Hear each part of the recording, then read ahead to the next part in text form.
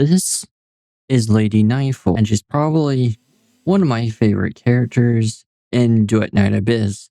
This is the second closed beta we'll be talking about for Kit. And the main thing about Lady Nifle is she's a DPS skill damage character who heavily relies on skill range to do damage. I have her at level 40. She's also a Lumino element. To explain what's so important about this, the fact that she's Lumino, when the additional effect is triggered, it refreshes the duration of all bonus effects. It ends up being more of a support DPS character, which is kind of interesting. Let's talk about her kit. Her first ability is Solar Eclipse, which can either do Lumino damage and reduce the enemy's attack, or she could do Umbro, depending on which ability she uses. So she actually has two different abilities built into her kit, which is really cool, especially for a 5-star character. Now, the Umbro damage will reduce the movement of the enemy. You rotate between Solar Eclipse and Lunar Hunt. Looking at the attributes, the cost is 12 for sanity, and at level 3, the decrease in attack is 25%, but it's only for 3 seconds, and the movement speed is about 30%, but again, only for 3 seconds, and the damage is 364, kind of the same for both, but the range is 3 meters with Solar Eclipse and 10 meters with Lunar. Now, if we look at her buff, Misty Sea Requiem, she enters the special state called Funeral Rite, where her skill range exceeds 100%. It gets converted into skill damage, but there will still be more skill range, but it'll be reduced. And you'll see why in a second, because essentially her abilities gain increased skill range with this. Just to demonstrate, Solar Eclipse at the very least is extended. It goes up to 6 meters instead of 3 meters with this enhanced version. When she uses Funeral Rite, you can only use a Lunar Hunt or Solar Eclipse 6 times. Now, this is at level 3. I don't think it changes. And going back to the attribute details that I only briefly covered, the trigger probability boost is 60%, which is massive. Funeral Rite only lasts 12 seconds. That means you have to cast an ability at least 2 times per second, which you could definitely do easily. And the damage boost is right here too for Solar Eclipse. So there's no damage boost for Lunar Hunt. The Lunar Hunt will ragdoll. Now, her passive, based on Lady Nifle's ranged weapon trigger probability, is a chance to summon an additional Lunar Hunt when summoning a Solar Eclipse the same location, vice versa. It will not be enhanced by Misty Sea Requiem, which is what that Funeral Rite effect is from her buff. Now, Nightfall, which I wish I had, but none of the videos I've made for early game do we have the extra passives, but Solar Eclipse can trigger bonus effects Lumino, while Lunar Hunt can trigger bonus effects Umbro. There's only a character that can do that. And then her support passive, Crimson Radiance, increases attack for character and their nearby Lumino teammate. She also has skill range built into her passives and attack. She gets a total of 40% attack from these and total 36% skill range. For Introns, I1 increases the trigger probability up to a max of 65%. I2, Eclipse deals damage. Target takes 25% increased damage from Lunar Hunt. And remember, you can trigger an additional effect when triggering on the same spot, vice versa with both of these. It's just a direct buff to that effect. Plus 2 level for Solar Eclipse, plus 2 level for Interwoven Cries. That's the trigger probability effect. Increased Lady Nifle's healing received by 50% and sanity recovery by 25%. Interesting. And then I5 Misty Sea Requiem plus 2, so that's the Funeral Rite effect, and Interwoven Cries plus 1. Interesting. When dealing damage with a ranged weapon at I6, there's a chance to summon either a Lunar Hunt or Solar Eclipse at the target's location. This can only be triggered once every second.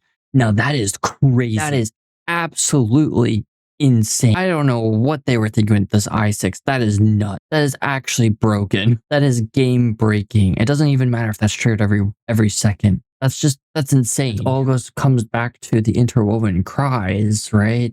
Now we need to talk about her Demon Wedges. Now you really want to spam with this character. So what I have equipped right now is Wings of Spespo, Strum for skill range, Attorney for skill duration, Volition for skill damage, and Pans of Spespo for skill efficiency. But if we go to the Demon Web Casket display, look at matching tips, we actually recommend Pans of Spespo Elapse instead of other one that I had. In fact, let's do that. Let's get skill efficiency. Let's remove skill duration. 20% skill duration is probably not going to help her. It also recommends this Griffin Skyroom Volition, which is skill damage on Lumino attack. I haven't been able to get that.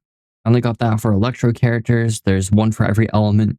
I haven't been able to get it to drop. It just They won't drop for me. Even after all these videos that I've made, I haven't only gotten Electro. So let's replace skill rotation with Panthesis Lapse. The matching tips are skill rotation. It might give her like a second, 1.2 seconds on some things, especially given her ultimate funeral right. It only last up to 6 ability casts. So what's the point of having an extra 1.2 seconds? If even, right? They wanted an Espespo a lap. So I'll actually upgrade that. I mentioned she's a pistol character or katana. I don't have a katana. So we're just using these dual blades. Let's use these dual blades just because of level 40. The range weapon, I have dual pistol. Just look at the dual pistols over for multi-shot.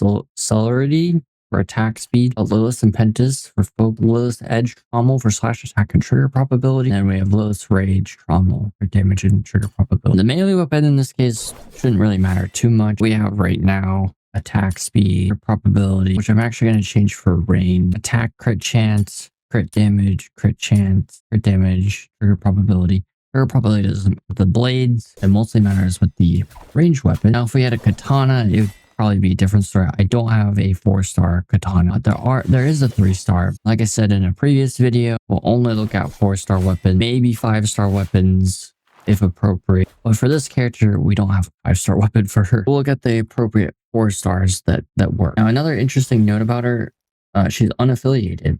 We've actually looked at multiple characters that are unaffiliated. In fact, in the story, she shows up as Death, which is interesting, and impressions, empathy and empathy. I don't know why there's 3 impressions, but there are.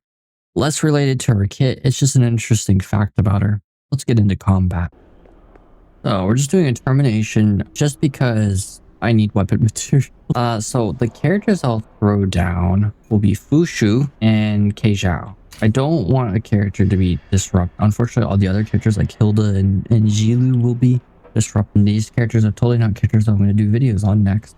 But Fushu is purely a support character mostly. She'll boost her skill damage and her skill speed. Otherwise, she'll be healing. The main focus will be Lady Nifle. Now, with her first ability, just to show this, if we cast this once, that's Solar Eclipse. Then we have the Lunar, which is larger AoE damage. Keep on casting. Doesn't look like we're getting the double cast, which is fine. Aggro at some enemies. Initiate funeral rites. Pretty cool. Now the AoEs will change. Now they're much bigger, but they'll only last up to 6 times. It's already gone away. Yeah, and you can see the ragdolling right there. We're doing Umbro and Lumo damage, which is kind of crazy. Infinity is a huge problem with her, which is why the game recommends skill efficiency, because you're spamming ability.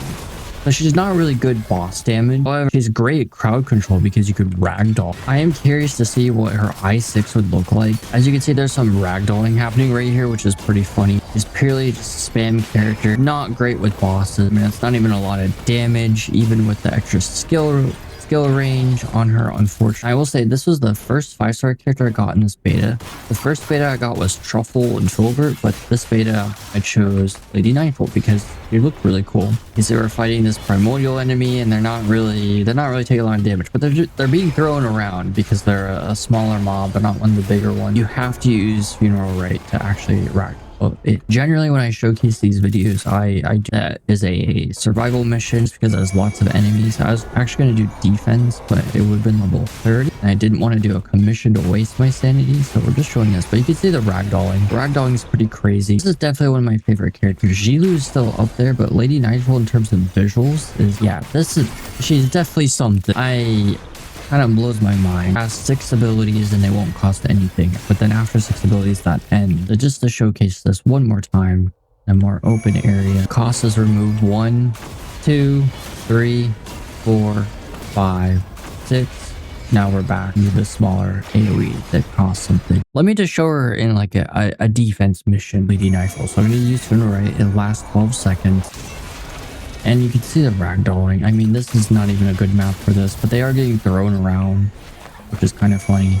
Recast her ultimate. And look at that AoE. I mean, we're just throwing the enemies around. You can see how she's not great against bosses. You can actually tell we did it about 200,000 damage. Not a lot. Not a lot. We killed 124 enemies. To look at the and it cost about 1,003 minutes. Seems about right. Mine, these are level 30. That's the only way I could get a defense was to do level 30 on the Demon Wedge farm. Okay, now would I pull this character on really? Maybe. The reason for that is her I6 might be incredibly broken. And you're like, well, most people would not be able to get I6. And you're right, because it's like E6 or C6 or M6, depending on what game you're playing. This game, it's I6. However, she's a standard banner character. Now, unlike the first closed beta, Lady Nifle was not in the game, but in the second closed beta, she is. Now, could it change where she'll end up not being in the standard banner on final release? Probably, given they've shifted the banners around. So she will not, as far as I'm concerned, based off this closed beta, based off the information that we've had, she will be a standard banner character. Now, if you pull her in the starter banner, which I don't have to show, would she be worth it compared to other characters? That's sort of up to you to decide. So far, she's the only standard banner character I've gotten in this version. I did have all these characters except for this character, Fantasio, because he wasn't in the first beta. But I'm guessing a lot of these characters have had changes since the first closed beta, so I can't speak about them. However, if you want an AoE character who provides debuffs on the enemies, Lady Nifle would be right for you. If you want a long-term investment, her I6 is definitely worth it. Another thing to note is this passive, which I wish I had, but being able to trigger Lumino and Umbro effect. So while she's a Lumino element, she's actually both Lumino and Umbro, which makes her a really unique character. Even though she's listed as Lumino, I should have just given her a unique symbol, honestly, as Lumino and Umbro combined. And she actually does both. And that makes her really interesting. Her support skill only boosts the attack for Lumino teammate. This does create an interesting teams could you create with her that would be useful with the combat partner. Now, is she great single target? No. So I wouldn't recommend her against single target enemies, but her AoE is certainly something. Is certainly one of the most stunning characters in my opinion, just visually. So is she a must pull? No, but could you get her from starter banner? Maybe. She might be a great starting character and she might have a long-term invest. Is she worth it over other characters? We'll have to decide that on release. Now, if I get the other characters in this closed beta for some reason, which I don't think I'll be able to, I'll make a video on that. I'll actually compare them to Lady Nifle just because the only standard banner character I can make a video on for this closed beta. So I hope you enjoyed. I know I certainly enjoyed making a video on this character. She's so cool. She's so fun ragdolling enemies. But again, I will be making a couple more videos about Duet Night Abyss closed beta, and then there probably won't be any more Duet Night Abyss content until the game's release. So I hope you enjoyed. I hope I see you in the next one. And you can check out my previous video on Hilda in the description down below. I'll see you next time. Bye bye.